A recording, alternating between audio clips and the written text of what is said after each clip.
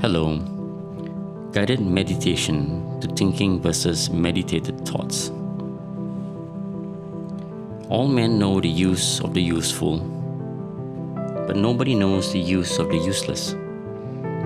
Where can I find a man who has forgotten words so that I can have a word with him? You must understand this. You live inside your head for your whole life. Every experience is processed by your mind. Make sure it is a nice place to be. You cannot make people like, love, validate, accept, or be nice to you. You cannot control them. But you can control yourself. You can affect your responses and reflections. Only your mind can reason how these processes will create your emotions. Animals understand harmony. Plants understand harmony. But man keeps on introducing disharmony on himself. I need this, I need that to be happy, I need this to be contented. This is disharmony. When you impose, you introduce chaos. When you are mindful, truly silent, you return to peace. Harmony is already the case. Being responsible is taking ownership of your life. It means you have taken the first radical step to becoming a complete human being, fully conscious and fully human. In taking responsibility and beginning the journey towards conscious living, you are putting an end to the age-old patterns of assigning blame outward or heavenward. You have begun the greatest adventure life has to offer, the voyage inward. Which part of your life do you wish you were more fulfilled in and need to build up?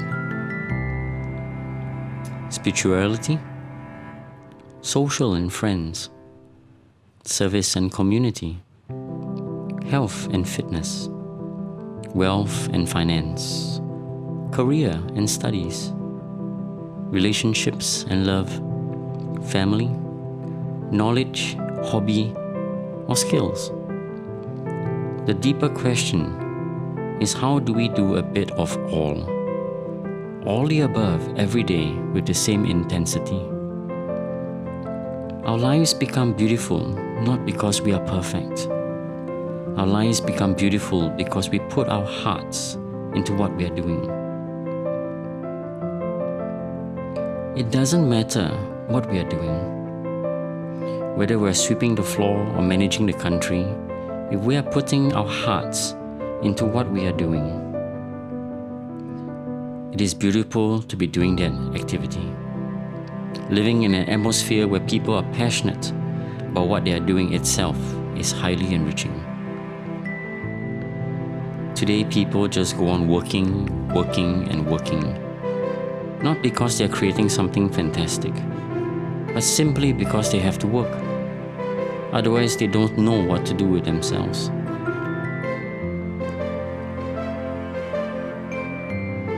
This leads to depression.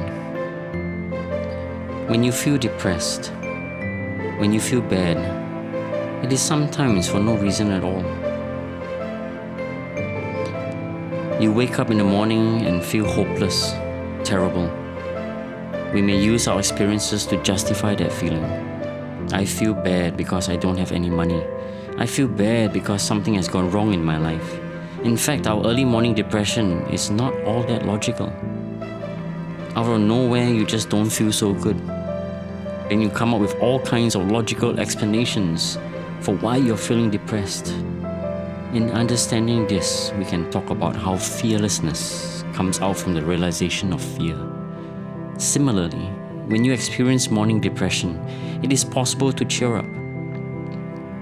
The situation is genuine and quite workable in your mind.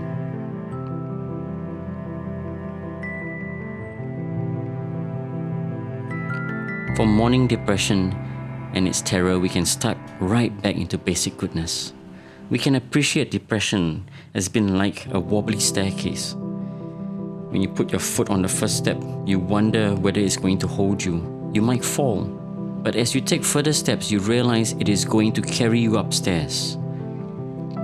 We learn to reject the terror of the morning depression and to step into the morning basic goodness right on the spot. Just like opening a shop in the morning, we must open our lives when we wake up. Spend a few minutes with ourselves before everything happens and you will have a better day. Don't let your mind work on autopilot.